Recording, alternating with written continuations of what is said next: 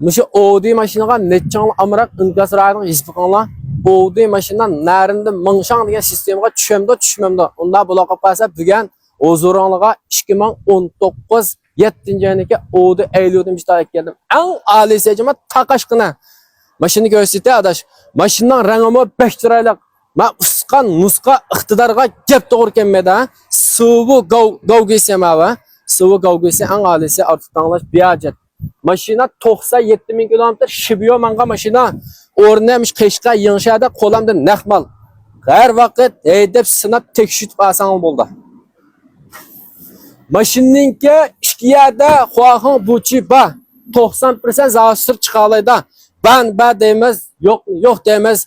Edep sınab tekshirib alsang bo'ldi. Hemşehad özümüz aytayotgan maşina basi yaman muvaffaq. Mening pulisi bo'la qolib qolsa 220'ninki kichikgina tegirishimiz 19 7. ayning mashinasi vallah. Audi Eylül'ün alsam bo'ldi, maradjan ko'rib baqsam bo'ldi deganlar men bilan aloqalashsam bo'ldi. Men mashina ba huzurni, rohatni, iqtidorni deb so'zlash, tushundirish, biajet o'zingni bilasizlar. 220'ninki kichikgina tegirishimiz 2019 7. ayninki. Unda bo'lsa keyingi sonda ko'rishdik. Huzurunga davomli bas muvafiq mashina yo'llab turma. Unda keyingi sonda ko'rishdik. Qo'llab berganligiga rahmat.